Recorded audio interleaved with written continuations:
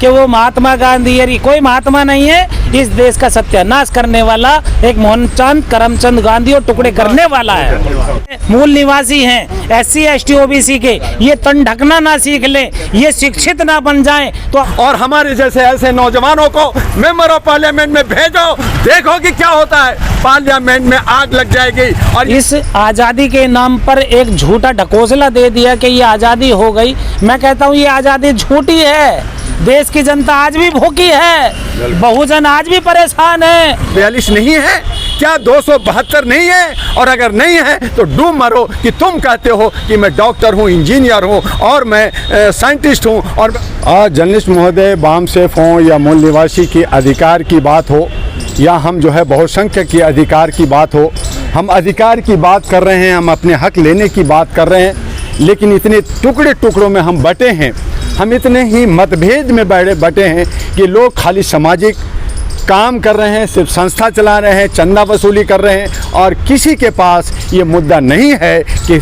जो वर्तमान सरकार है उसका सामना कर सके। हर आदमी सत्ता जरूर चाहता है, लेकिन सत्ता का जो है चमचागिरी करना चाहता है, ना कि उस पे वो राज करना चाहता है। और यही वजह है कि मोदी जी कहते हैं कि मोदी है तो मुमकिन है, और कोई नहीं कहता कि सत्ता है तो मुमकिन है। अगर सत्ता नहीं होगा तो मुमकिन नहीं होगा। और ये वामसेफ और ये जो है मूल निवासी और ये जो बहुसंख्यक लोग अगर सत्ता को नहीं प्राप्त करेंगे तो ये बाकी सारी जो इनकी एजेंडा है, इनकी जो समस्याएं हैं, ये फुलफिल नहीं हो सकता। ये बटे रहेंगे, 500 रुपया में शराब की बोतल में ये बिकते रहेंगे। और आज अगर यहाँ पे बीजेपी का या इन्हीं का कोई एक लीडर आ जाए तो ये अम्बेडकर भवन भरा होता, सड़कों पे चलना मुश्किल होता। लेकिन वामसेफ का कार्यक्रम हुआ, जो 50 साल की पुरानी संगठन है, बड़े पढ़े लिखे लोग, समझदार लोग हैं, लेकिन 15 लोग नहीं है।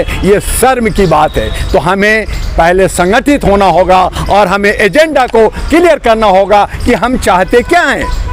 हम चाहते क्या हैं? हम सिर्फ अपने जनता को बलगला करके चंदा लेना चाहते हैं, या हम अपने जनता, अपने समुदाय को शासन के ऊपर हम उनको जो है सत्ता दिलाना चाहते हैं, उसके हक अधिकार दिलाना चाहते हैं। और इसीलिए मैं मानवाधिकार का कार्यकर्ता होने के नाते, all India human rights association अध्यक्ष होने के नाते, मैं वामसेफ या हम मूल निवासी या हमारे जो है हमारे जो बाकी हमारे जो बहुसंख्यक है, उनके लिए मैं बार बार लड़ रहा हूं और कह रहा हूं कि मेरे भाई, आज इस बैनर पे 48 बहुत महान हस्तियों की फोटो लगा हुआ है, लेकिन मैंने कहा छोड़ दो 48, आप मुझे सिर्फ 30 मेंबर ऑफ पार्लियामेंट लेके दो, आपकी सरकार होगी, आपकी मंशा, आपकी मांगे सब पूरी होगी। लेकिन जब आप 30 MLA खड़ा नहीं कर सकते, 30 MP खड़ा नहीं कर सकते, 542 तो बहुत दूर है, 542 तो बहुत दूर है,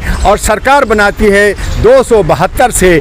आप करोड़ों की बात करते हैं, आप रामलीला ग्राउंड को भरने की बात करते हैं, आप सड़कों पे हंगामा करने की बात करते हैं, लेकिन आप अधिकार की बात नहीं करते। आप जो है एजुकेशन की बात करते हैं, लेकिन जब वक्त आता है तो आप फिसड्डी हो जाते हैं। तो इस तरह से ये आंदोलन नहीं चलेगा। हमें आंदोलन चलाने के लिए आज वक्त की ज़रूरत है। मांग है कि 4 से 5 महीना बच गया है, हम संसद में कैसे घुसें। हमारे मूल निवासी, हमारे जो बहुसंख्यक जो साथी हैं, जो 140 करोड़ में, क्या 542 नहीं है?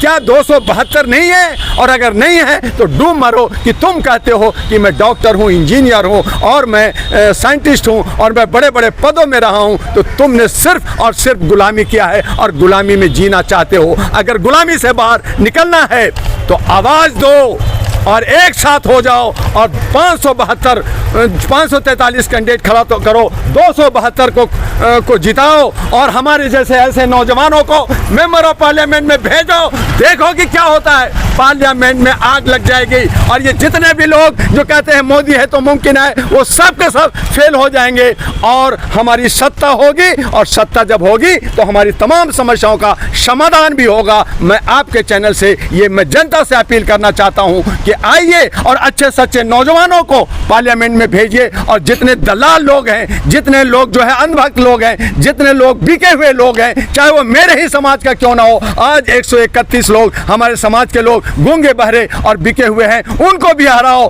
और आप दूसरे लोगों को जो नौजवान हैं, जो देश को चला सकता है, समाज को सही दशा दिशा आईना दिखा सकता है, उनको लेके चलो। चाहे बाम सेफ हो, चाहे हमारे मूल निवासी हो, चाहे हमारे जो बहुसंख्यक हो, वो 272 को जिताएं। और अगर 272 नहीं जिता सकते तो मुझे सिर्फ 30 मेंबर ऑफ पार्लियामेंट दो। 30 मेंबर ऑफ पार्लियामेंट हम सत्ता करेंगे। और ये जो मोदी हैं, जो मोदी कर रहे हैं, तो सत्ता है, सत्ता होगी तो सब मुमकिन होगा और सत्ता को हमें प्राप्त करना है। बस आपसे यही अपील करेंगे कि अच्छे सच्चे लोग, नौजवानों को और जो क्षेत्रीय लोगों को वोट दे के जिताओ। और तमाम जितने भी जो है अपने को जाति में बांटे हुए हैं, या अपने समाज में बटे हुए हैं, या वो जो है अपने परिवार में बटे हैं, उन तमाम लोगों को उठा के बाहर फेंक दो, नाली में डाल दो उनको। तो तभी हमारा एक जन क्रांति आएगा। ऐसे हम मीटिंग प्रोग्राम करके लाखों खर्च करते हैं, दूर दूर से लोग आते हैं और उसका फिसड्डी होता है, कोई रिजल्ट नहीं निकलता। हमें ये नहीं चाहिए। देखिए, मैं आपको बताऊं, मैं राजुद्दीन गादरे। क्या आप इनके बात से सहमत हैं? देखिए, ये जो कह रहे हैं कोई गलत नहीं है। सहमत की बात तो ये है, जो सच होता है वो कड़वा होता है, और सच झेलना हर एक के बस में नहीं होता। और एक सच मैं आपको बतला दूं कि जो मुस्लिम लीग थी यहाँ पहले, उसने बाबा भीमराव अंबेडकर साहब के टाइम में एससी को 2 वोट का अधिकार दिलाया था, 2 वोट का। लेकिन आज जो दुश्मन हैं देश के, जिनके बाप दादाओं ने, उनके पुरखों ने एक उंगली शहीद नहीं करी, वो आज देश के मूल निवासियों से, मुस्लिमों से, जिन्होंने कुर्बानियां दे दी, उनसे पूछते हैं देशभक्ति का और नागरिकता का प्रमाण दीजिए। मैं उन्हीं से प्रमाण पूछता हूं कि तुम्हारे बाप दादाओं का एक अंगुली का वो दे दो मुझे, जरा सा प्रमाण कहाँ है। अरे मैं तो ये कहना चाहता हूं कि मुस्लिम समाज को जब तक आप संसद में नहीं भेजोगे, जितनी एससी के आधार पर, क्या एससी का कोटा है ना, आरक्षण है, उसको कहते नहीं, वो आरक्षण नहीं है, वो एक अधिकार है, एक हिस्सेदारी है। और माननीय एमए दुआ साहब भी हमारे लिए लगातार मेहनत कर रहे हैं, ह्यूमन्स की लड़ाई लड़ रहे हैं। और मैं बहुजन मुक्ति पार्टी से प्रदेश उपाध्यक्ष राजुद्दीन गादरे, हम लोग अपनी टीम के साथ में यहाँ मौजूद हैं। और किस लिए मौजूद हैं कि हम लोग बहुजन हिताय बहुजन सुखाय की राजनीति के लिए जो दबा दिया गया है, उस अम्बेडकरवादी विचारधारा को इस दिल के अंदर गहराइयों से जगाने वाला बने, ना कि जय जय जय जय जय भीम हो गया, वो कोई राजनीति, वो कोई सत्ता नहीं, वो कोई परिवर्तन नहीं। परिवर्तन चाहिए तो अंदर दिल से और दिमाग से काम कीजिए। और जो आज 131 लोग इनका संसद में साथ दे रहे हैं, उनको आने वाले वक्त में वोट मत कीजिए। और जो विचारधारा पे कायम है, बहुजन हिताय बहुजन सुखाय, और देश के लिए, तरक्की के लिए, भारतीय संविधान के लिए, बहुजनों के लिए और मानवता के लिए, समता समानता न्याय बंधुता और स्वतंत्रता के लिए सर उसका साथ दीजिए। सर बात करेंगे, जब भी चुनाव आता है तो हिंदू मुस्लिम कई मुद्दे आ जाते हैं, और वो उस समय जो बहुजन है, चाहे कोई भी है, ठीक है, वो 80-85 का नारे भी लग जाते हैं। उस समय मतलब सरकार कुछ मुद्दों पे वोट ले लेती है, उस समय सब हिंदू हो जाते हैं।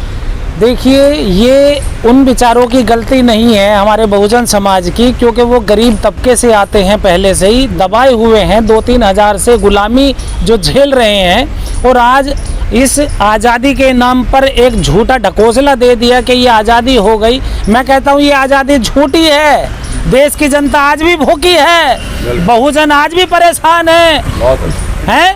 और लेकिन इसको हमें जगाने के लिए हम लोग ये कार्यक्रम रखते हैं और घर घर जाकर के, गांव-गांव जाकर के मीटिंगें करते हैं। क्यों? क्योंकि बाबा भीमराव अंबेडकर ने जो कुर्बानियां दी हैं, वो आज हमारे बहुजन समाज के कुर्बानियां नहीं दे रहे।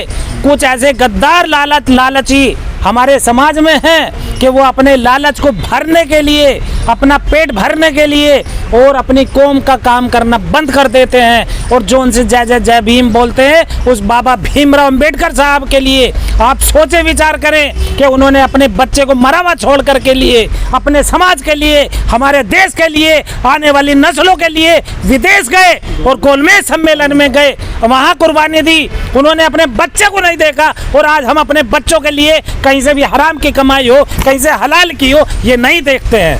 क्यों नहीं देख रहे? हमें अपने समाज का भला नहीं देखना, और जो समाज के लिए कुर्बानी देगा वही अच्छी और सच्चा अम्बेडकरवादी होगा और वही देशभक्त होगा। वरना सब ढकोसला और ढोंगी हैं, लालची हैं। हमें आज देखना चाहिए, जब बाबा भीमराव अंबेडकर कहते थे तुम्हारे जूते पैरों में ना हो लेकिन हाथों में किताब होनी चाहिए। क्यों? क्योंकि जो शिक्षा वही शेरनी का दूध है, जो इसे पिएगा वही दहाड़ेगा। और दहाड़ना वैसा ही नहीं है, जब तक ज्ञान नहीं होगा कोई बोल नहीं सकता। इसीलिए बोलने के लिए हमें कुछ ज्ञान लेना होगा। लेकिन ये सरकार आज हम लोगों को फिर दोबारा से उस शिक्षा को दबा देना चाहती है। आज प्राइवेट कर दिया सब कुछ कि बच्चे सरकार में ना पढ़ लें, बराबर समान शिक्षा ना आ जाए। अरे यदि कुछ करना है तो समान शिक्षा का अधिकार क्यों नहीं लाते? क्योंकि जो शिक्षा आ जाएगी तो वही कार्यपालिका में बैठेगी और देश जो चलता है कार्यपालिका न्यायपालिका, ये मेन जड़ है। व्यवस्था इन्हीं के हाथ में होती है और जब न्याय व्यवस्था होगी तभी सत्ता और सब कुछ मजबूत हो जाएगा। और आखिरी सवाल है, इन्होंने नई शिक्षा व्यवस्था तो ला दिया है। अरे भाई साहब, क्या शिक्षा ला दिया है? जो सच्चा इतिहास है उसको दबा दिया, और सबसे बड़ा जो घोटाला है वो इतिहास का घोटाला है, सब कुछ दबा दिया। मैं ये पूछना चाहता हूँ, यहाँ जो बौद्ध स्तूप थे उसको मंदिर में क्यों कन्वर्ट कर दिया? क्योंकि ये ढोकला कर रहे हैं, ढकोसला दिखा रहे हैं और माल पाने के लिए, अपने पैसा हटने के लिए ये केवल व्यापार कर रहे हैं। ये व्यापारियों की सरकार है, पूरे देश को गुमराह कर रखा है। आज जो चीन की बात करते थे, जो सम्राट अशोक ने पूरा अखंड भारत बनाया था, मान्य आलमगीर कौन? हजरत औरंगजेब साहब ने क्या करा था? अखंड भारत बनाया था। चीन से भूमि अपने कब्जे में ले ली थी, आज वो चीन को वापस दे रहे हैं ये लोग और बोल नहीं रहे। कहते थे हम लोग लाल आंखें दिखाएंगे, अब लाल आंखें नहीं, तुम्हारे तो ये गड्ढों में घुस गई। कहाँ है? निकाल के क्यों नहीं दे रहे?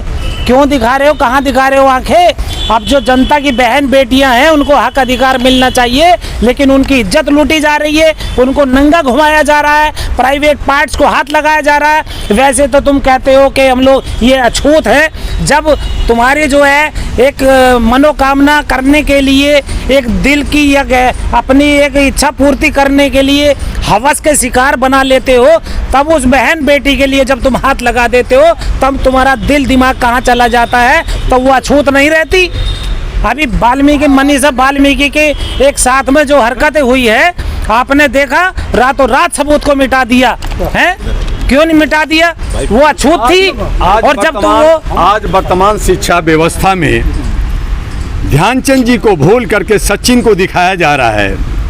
आज वर्तमान शिक्षा में गांधी जी को, अशोक जी को छोड़ करके वीर सावरकर को दिखाया जा रहा है।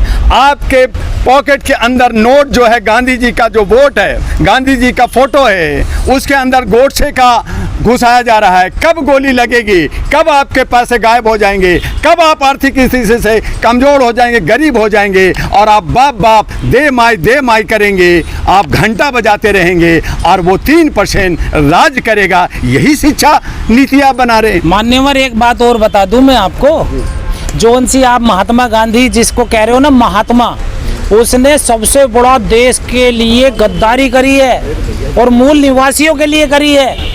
अरे जो शिक्षा हो करके, शिक्षित हो करके अपने समाज को, जो जिसके पास तन ढकने का कपड़ा नहीं था उसको तन ढकने का एक कपड़ा देना और उसे तरीका आना चाहिए था कि लोग, ये जो हमारे मूल निवासी हैं SC ST OBC के, ये तन ढकना ना सीख लें, ये शिक्षित ना बन जाएं, तो अपने भी कपड़े उतार करके ऐसे ही झोला छाप होकर के चल दिए थे एक लंगोट में। क्यों? क्योंकि ये समाज जागृत ना हो जाए। अरे माननीय बाबा भीमराव अंबेडकर ने क्या है, शिक्षा का एक जागृति का नॉलेज ऑफ बैंक है, लेकिन ये लोगों को हजम नहीं हो रहा। क्योंकि बाबा भीमराव अंबेडकर ने सिखा दिया कि तुम लोग जो ये कपड़े उतार करके आज तन मन ढक नहीं है, वो आपको कपड़े पहनने वाला, सूट बूट बनने वाला होगा।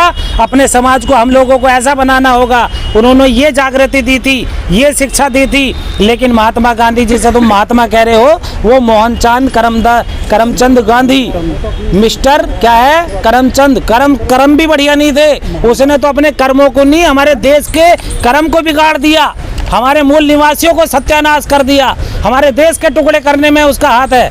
उसके लिए हम क्या बात करेंगे।